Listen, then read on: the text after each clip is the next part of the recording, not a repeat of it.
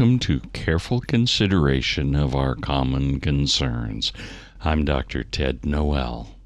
I know it's been a while since you've heard my voice, and it's not because I didn't want to say anything. I just didn't want to say anything trivial.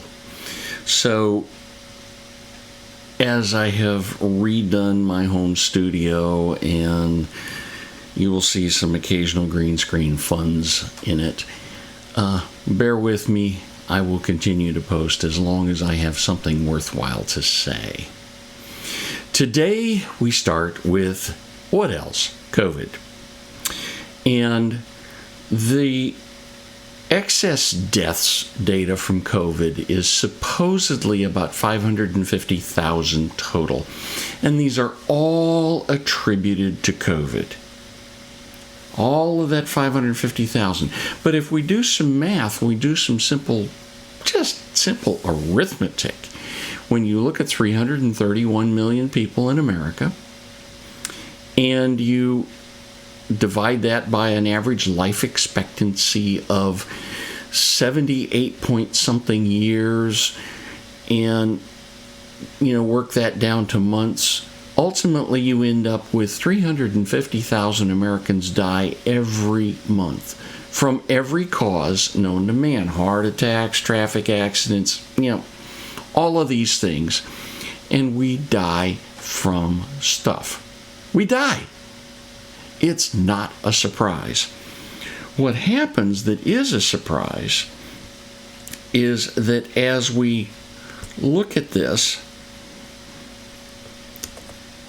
once again, pardon me for getting things there, our total excess deaths we talked about were 550,000. And Michael Levitt, Nobel Prize-winning scientist, has worked this out. This number of 550,000 works out to be a total of 1.6 months of excess deaths. So you look at it and you say, yeah, we lost some people. But who did we lose? And how many is this? This is actually a fairly normal number for a pandemic. COVID-19 ultimately isn't a whole lot different from swine flu or the Spanish flu of 18 and 19. All of those are roughly the same number. You end up losing about 1 to 2 months of excess deaths. That's it. And in a minute, we're going to see it doesn't make a whole lot of difference what you do, because the actual causes of all of these deaths are simply not known. They're all attributed to COVID, and if you listen to Joe Biden, we've lost 500,000 people due to COVID. But wait a minute. How many people are sitting there going, I got a little chest pain, but I'm afraid of COVID. I'm not going to go to the hospital, and die of their heart attack at home? Or how many people died of cancer when they didn't get their screenings done? The colonoscopies were not essential, so we didn't do the colonoscopies. And we could go on and on and on with all of these other things. How many people got depressed because the lockdown took away their job, and they ended up on drugs and they overdosed? You don't hear about it, but overdose deaths in the United States aren't going down, they're going up. And what about depression from all of this stuff, and suicide, lack of contact? I couldn't see my parents, whatever else. We know that suicides have gone up, but all of this is attributed to COVID. No, it's nothing else. It's not, I'm sorry, that doesn't work. Part of the problem here is that CDC changed the rules on death certificates. Up until April of last year, if you came into the hospital with a heart attack, and we worked on you and didn't save you and you died, it was listed as a heart attack. Your Contributing features may have been type 2 diabetes, morbid obesity, etc. But if you tested positive for COVID while you were there, before April, you were listed as a heart attack death, cardiac death. After April, COVID's on the list. It's down there as a contributing factor. It now becomes the one on the top. This is just a blatant way to lie, and it's also a way for hospitals to make money. Remember, they all got paid extra if it was a COVID admission. So when we look at this, we say, wait a minute. How many people, if we use the standard way of going through things, actually died from COVID? Not where COVID was part of the picture and something else killed them. Kidney failure, heart attacks, strokes. If COVID was anywhere part of the picture, they got listed as a COVID death. That's that 500,000 number that Joe Biden talks about. The fact is, when we use the standard criteria that existed before it became a political disease, we end up with 6%. 6%, 6 out of 100 that died from COVID. That means the actual number of people who died from COVID, not died with COVID. There's a difference. If COVID's on the list, they died with COVID. If COVID was the top one on the list properly, they died from COVID. 33,000 people died from COVID. You heard me right. That's roughly the same number of people who die from flu. I mean, in each year, the flu epidemic causes you to lose between 30 and 60,000 people. Okay? That's part of that all-cause mortality. The problem here is it is a political disease with all kinds of money attached, and suddenly everything is COVID, COVID, COVID, COVID. And the fact is, people are petrified by all of the panic that's been spread from D.C. and from the news media.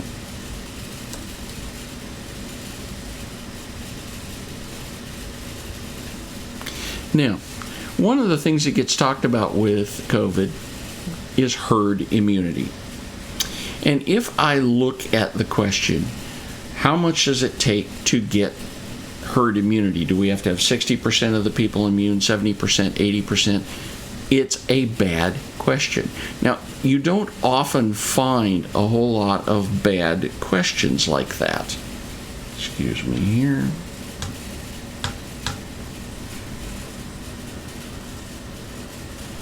Once again, being my own studio, I end up having to change some things along the way. Okay, herd immunity. You've heard it before, and let me describe this. If you watch movies of the caribou herd in North America running across Canada and Alaska, those big caribou herds have herd immunity from wolves. Does that mean that nobody in the herd dies? No. Wolves don't attack the herd itself. They attack young ones who get left behind. They attack old ones who can't keep up. They cull the herd. That is exactly what's happened with COVID. COVID has knocked off primarily people who were in their last year to 2 years of expected life anyway. Remember, the risk of dying above age 70 is almost 400 times the risk of dying below age 40. That's because your risk of dying up there was that much higher almost anyway. It was just the question of what did we write on your death certificate. It was never that the risk of dying was low. It's just, hey, COVID happened to be the one that got there. So the supposed level of immunity that is herd immunity is not a number. It's a grayscale. Just like the caribou herds, which are larger and smaller, herd immunity is a concept that says as more people become immune, either from infection or from vaccination, does not matter how they got there, and there's a good argument that infection might actually do it better, that when you have herd immunity, you have now created a situation where most people can't catch the bug. And most people then are immune. The herd is immune. Is it an exact number? No, it's not an exact number. Will it perfectly protect everyone? No, because people in advanced ages are not protected from, guess what? Dying, because old people die. They reach what's called end of life. And what they die of is a whole long list of different things. But as they reach their life expectancy, what does that term mean? We expect you to live this long, which means we expect you to die after that time. Herd immunity just says that now we have knocked COVID down to a level where it's just part of what's there. It's not a big deal anymore. It's just like flu or the common cold. It's part of the background. It's what we call endemic. Herd immunity just describes a reduced risk, not a zero risk. Now, let's talk about the so-called benefits of government actions as they tried to avoid having us get the bug. At least that was the theory. We used lockdowns, mask mandates, and social distancing. Now, if we look at this graphic, you have a list of all 50 states. And you have the deaths per 100,000. And you'll notice I've done this graphic in grayscale, so you can't tell really quickly which states are run by Republicans and which are run by Democrats. And it's a wide range. But if I change it to a colored one, where we now separate out red and blue states, guess what? The two worst states are Democrat states, and those are New York and New Jersey. Okay. Michigan is up there as well.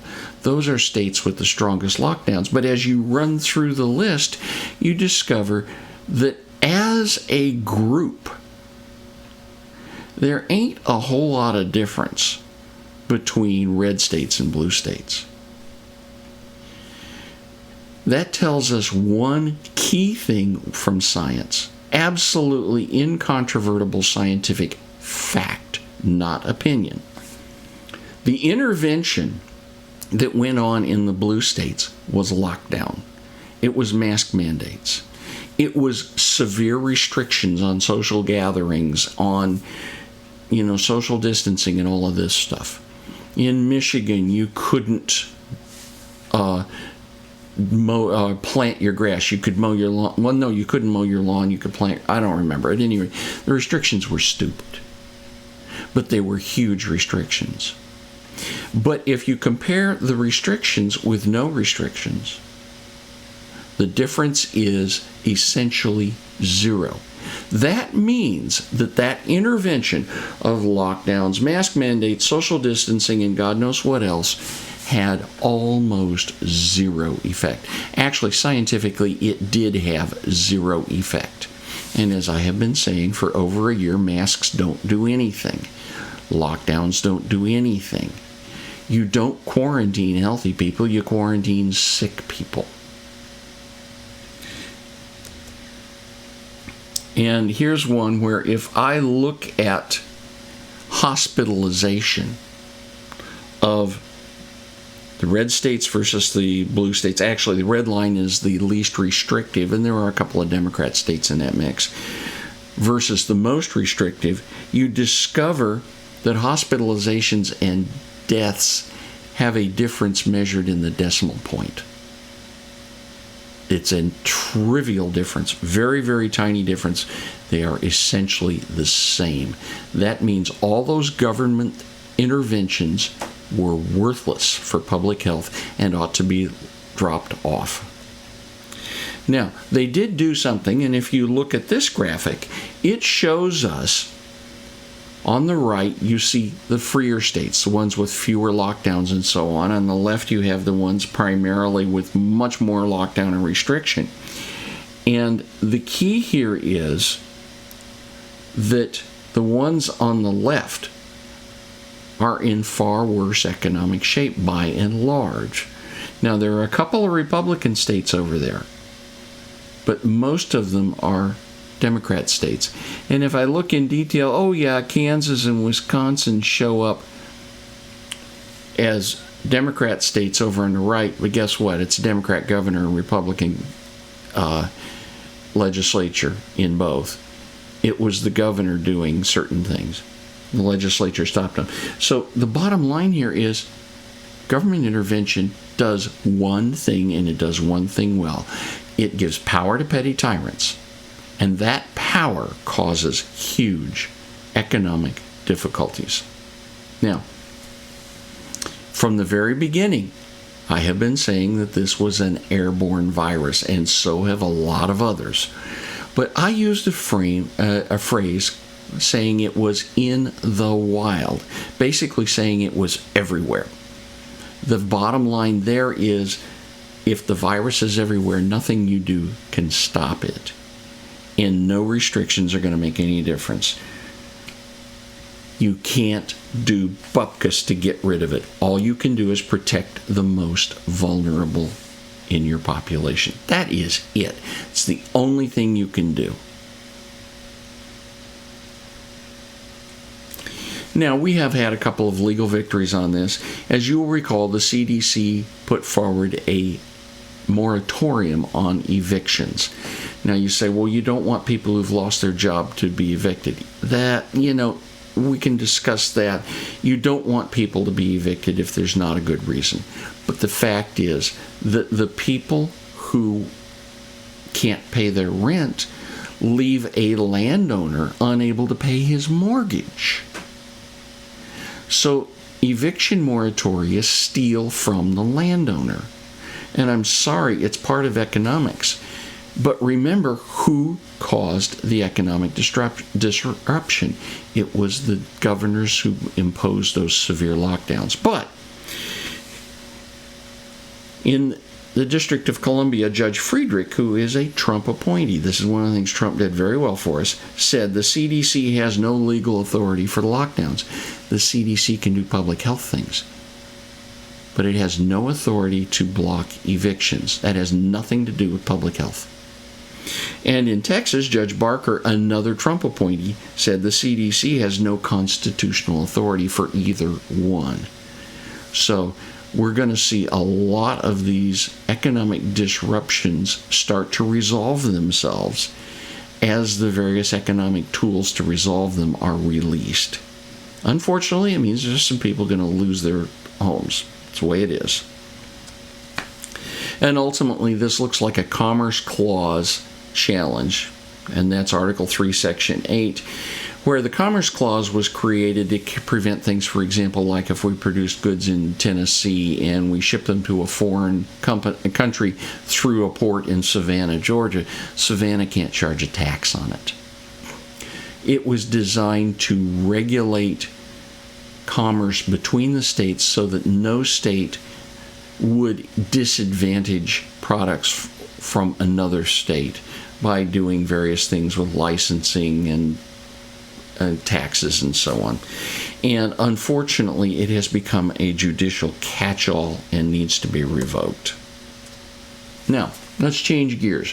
So-called public health crisis of guns. The fact here is Biden, when he said we had a public health crisis, was lying. He knows it's a lie, but he doesn't care. He hates guns in the hands of you and me. He hates the idea that we can defend ourselves and that we might stand as a check on his authority. You see, the bottom line in everything the Democrats do is power. Unfortunately, a lot of Republicans have said we want to be part of this power too. We'll just use a different label. the House Freedom Caucus, and a number in the Senate, such as Ted Cruz, Mike Lee, and some others, Tom Cotton, Josh Hawley, have all been firmly in favor of freedom and are slowly swinging things. America First is about freedom. You'll notice that Donald Trump is the first president in history who did not seek to increase his wealth. As a matter of fact, his wealth dropped by over half while he was in the White House. Okay. As a public health crisis, gun violence has been falling for decades, with one exception. Democrat-controlled cities, Chicago, Baltimore, are two big examples. New York City.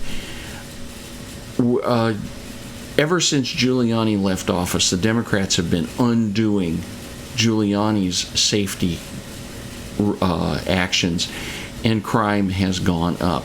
Under Comrade de Blasio, where they got rid of cash bail, now criminals can do anything they want. They know they're going to get tossed back out on the street.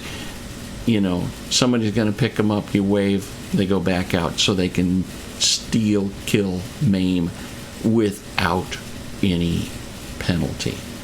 Chicago has been run by for many decades by Democrats. Same thing with Seattle. Same thing with Baltimore, San Francisco. These cities are seeing booms, I hate the word there, in violent crime, in murders.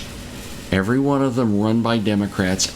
Every one of them has decided that lax law enforcement is the way to go, and every one of them is watching their citizens fall by larger and larger numbers. None of us want to live in a city where assuming room temperature is an excess risk.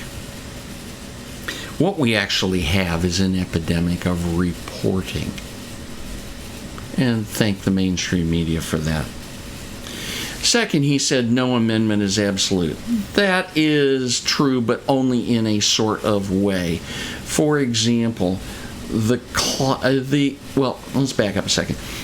Rights are absolute until they impinge on the rights of another person. So, as my mom would constantly say, your rights end where my nose begins. And that's a nice way of looking at it. But Biden says you can't yell fire in a crowded theater. No, he deliberately misstated a Supreme Court decision. And the key is, yes, you can yell fire in a crowded theater if the theater is on fire. You see, the only reason you couldn't yell fire in a crowded theater was if it wasn't, and that yell would be enough to create a stampede that would injure people. The Supreme Court held that the issue was, can you be held liable for speech? Yes, only if your speech is designed to create imminent harm. That is it. Otherwise, your right of free speech is absolute. That means that so-called hate speech, any penalization of hate speech, is an impingement on the First Amendment. Remember, we don't need the First Amendment to protect speech that you like. We need it to protect speech that you don't like. And then when we look at guns, the Heller and McDonald decisions, and hopefully the New York State Rifle and Pistol Association decision that's going to happen, will in fact lead us to a position where it is understood that you have an absolute right to own a gun. You have an absolute right to carry a gun, and a lot of states are making constitutional carry their law. The difference is you do not have a right to misuse the gun. And if we were to go a little farther and look at the idea of, should I be allowed to have a short-barreled rifle or a sawed-off shotgun? Because they were banned in the National Firearms Act in 1934. Why? Because they had no conceivable military purpose. Well, in Vietnam, sawed-off shotguns were used a lot. The tunnel rats used them. Short-barreled rifles, the military uses them all the time. Your SWAT teams are using a carbine length M4 constantly. And are they concealable? Well, yeah, but I'd much rather try to conceal a pistol. Joe Biden said from the beginning you couldn't own any firearm you wanted to own. That is absolutely categorically false. Every citizen was expected to own and employ a battle rifle when needed. That muzzle-loading rifle was a battle rifle. It was a weapon of war. The earliest concealed carry ban came in 1813, and the earliest open carry ban came in 1860. That's a long time down the line. As I said, every citizen was expected to be armed and to bring that weapon when called up for service. Under that standard, every citizen would be expected to have a selective fire M4 rifle today. Instead, I have an AR-15, which is a semi-automatic, not selective fire, version of the same rifle, but with a longer barrel because of the National Firearms Act. Now, the whole idea of what is an assault weapon is that there is a scary sound. Oh, it's an assault weapon. Well, first of all, rifles are used in about 300 murders a year. Rifles of any description. And, when we have 30,000 firearms deaths a year, that is not even low-hanging fruit. That's nothing.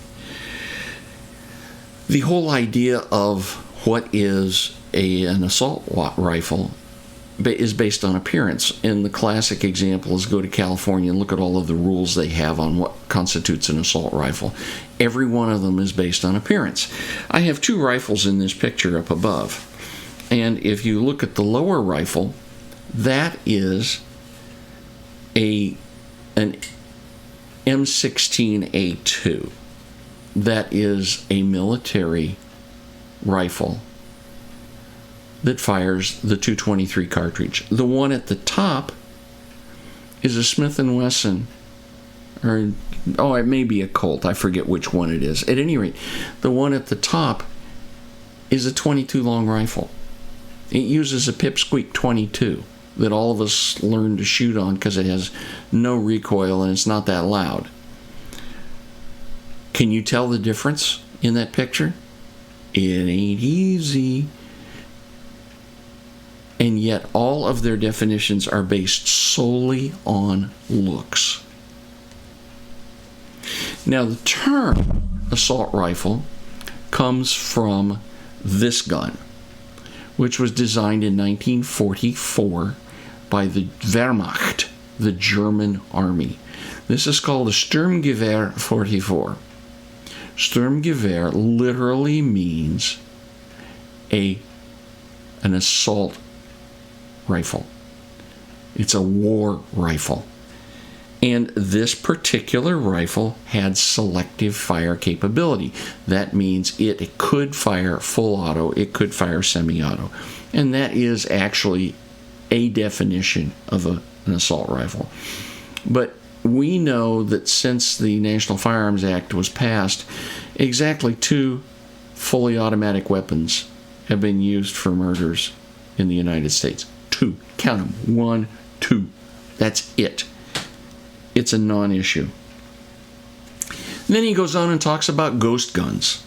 And these are guns with no serial number, and the idea is that, it makes it so you can't trace them. Well, serial numbers were instituted by manufacturers originally on some of the very, very high-end guns to identify which guns they were, what manufacturing run they were, and whatnot. Some, for example, very beautiful British shotguns and so on.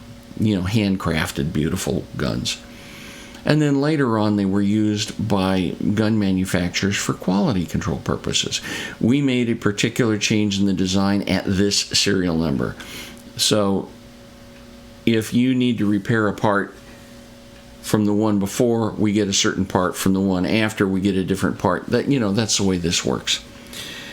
And as a matter of fact, tracing guns by serial numbers is unusual.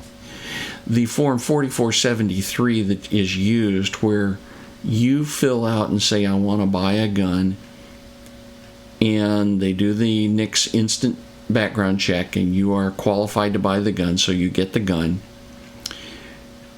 It does have a serial number on it, but by law, the feds are only allowed to keep that for 72 hours. They have to destroy it. So serial numbers are very, very rarely used in traces, and it would only be basically when someone reports a gun with a particular serial number that was stolen. Well, most people don't keep track of the serial numbers of the guns they bought. I mean, I haven't done that religiously either. And so when you look at it and say, that's how it's got to be done, no, it's not. It doesn't get done that way. So serial numbers and ghost guns are nonsense. Ultimately, when we look at this, we find ourselves with a situation where the gun grab is all about something which doesn't exist. And the CDC has done work that shows that between 2 and 3 million times a year, privately owned firearms are used to prevent crime, almost always without a shot ever being fired. The results didn't satisfy the CDC, so they repeated the study and got the same result. So guns, if they were a medication, would be a prime drug for use on an everyday basis. We need to keep this from happening, and fortunately Joe Manchin is holding firm on the filibuster so that the laws that the president wants won't get passed. And the executive orders he's going to push through will probably be thrown out immediately in court. But the fact that we even got this far is a problem. Until next time, take a look at those links below. Join me on MeWe or on Parlay, the new non-censoring, non-tracking versions of Facebook and Twitter. But if you must use the old left-wing censoring versions, we're still on Facebook and at VidZet on Twitter. The message is what matters. I'm Dr. Ted Noel. Thanks for watching.